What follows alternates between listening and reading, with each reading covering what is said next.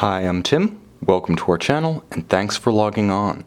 Today, we're discussing the Patek Philippe 5213G-010. This 5213G can be seen and purchased on our website.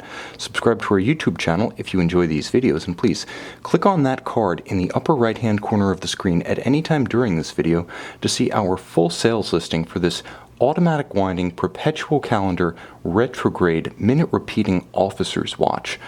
Now, that's the card in the upper right-hand corner of the screen for pricing, accessories included, and extra photos. Now, on my wrist, you can see that the watch is a large contemporary Patek Philippe, but it also continues the very old-school Patek Philippe tradition of issuing officers-style watches, and we'll explore what that means in a moment. Let's talk about the bare dimensions. The timepiece is a large for Patek, 40 millimeters across the round of the case from 3 to 9. That doesn't include the crown, and it doesn't include the repeater slide, but the watch is also quite slim. Now, you'll note 12.5 millimeters thick with a generously domed bezel and sapphire. This is easy to slide underneath a dress cuff or a formal tight sleeve. Now, from lug to lug, although the lugs are beautifully pronounced in officer's fashion, the watch only measures 47 millimeters, so its span across the wrist is not ungainly or overbearing. I would say down to a wrist size of perhaps as small as 13.5, certainly 14 centimeters in circumference. You should be able to wear this watch with great panache, security, and proportion. The watch does have heft to it. It's a timepiece in white gold with a hinged hunter-style caseback, so you get the best of both worlds, as I like to say. You get the extra value of the solid gold caseback, and you get the beauty and visibility of the sapphire. It's beautifully finished inside. You can see the inside of the case almost mirrored with its polish, such that you can easily see the movement reflected, but perhaps more to the point, you can have the watch customized or personalized without defacing it externally. Now, the timepiece fits easily on a smaller wrist, partly because the officer's style lugs are so short cropped and turn down so sharply after they exit the case flank. The strap is a alligator leather strap with a matte black finish, monotone stitch, and folded edges, and it terminates in a simple, classical, and easily adjusted Patek Philippe spade-style pin buckle. Now, the lugs do have a tremendous amount of character. Just like the rest of the case, it's worth delineating what actually constitutes an officer's style watch. First, you need a large round case because the officer's style watch is modeled after converted pocket watches with welded lugs that were used as trench timepieces by officers during the First World War. So it should have something of a converted pocket watch aesthetic. We have that. We have that in the beautifully domed bezel. We have that in the wonderfully large round case. But we also have the straight welded lugs. There's really no grace to these lugs when viewed from straight head-on. You can see that in profile, they look as though they were soldered on almost as an afterthought for the conversion of a pocket watch in the early 20th century. Of course, from the side, you can see the degree of complexity, including the integration of the lug with the case flank with the slide track. This is a beautifully assembled timepiece, and no attention to detail nor expense is spared in making sure that those welded lugs are artisanal to the point of virtuosity. Moreover, you'll note the use of screws. While this certainly makes it easier to fix the strap and keep it there very secure for fairly large, heavy complication, the use of screws and bars was germane to the type during the First World War and the period immediately after.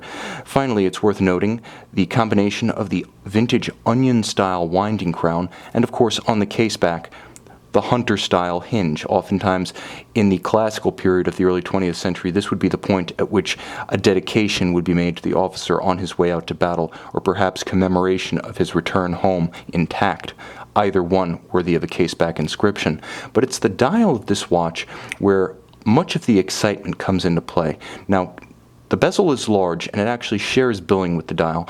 The timepiece featuring a substantial silver matte finished dial with matching white gold applied Breguet style Arabic numerals, as well as white gold Breguet style hands at center. Now, there is a foy or leaf style hand for the retrograding date, as well as the constant second subdial at 6 o'clock.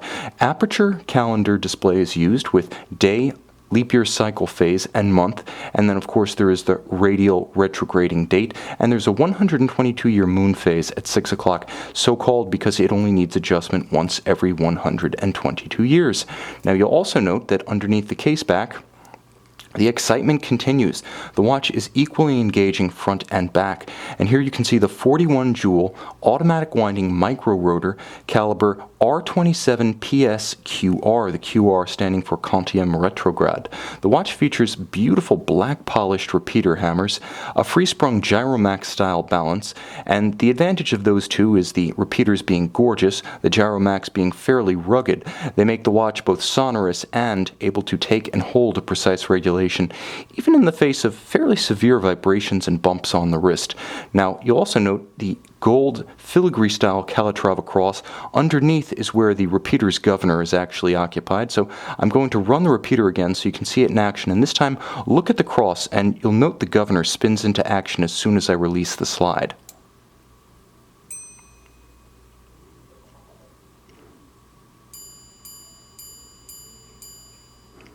Now, it's important to note that this is perhaps the best of both worlds.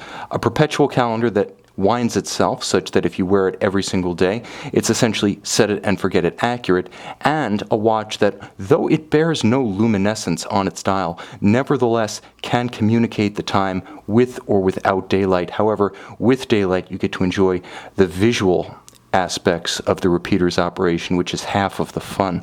Now, of course, being a micro rotor, it is slim, and that's the advantage of a micro rotor. Automatic winding, that you get an unobstructed view of the movement, and if you turn the watch over, you'll even note that you get a view of the balance underneath. This is all to the standard of the Patek Philippe seal. This watch had a remarkably short production run, having bowed at Baselworld in 2012. Every single one was made in the era of the Patek Philippe seal, which was post-July 2009. This is also a watch that had a short run because it was discontinued. As of this model year, it is no longer cataloged. So, considering that it is a Patek Philippe chiming watch, an application piece granted only upon application and approval, built perhaps in only a few dozen copies in any given metal, the watch, now discontinued, still eminently desirable, can be seen and purchased on our website.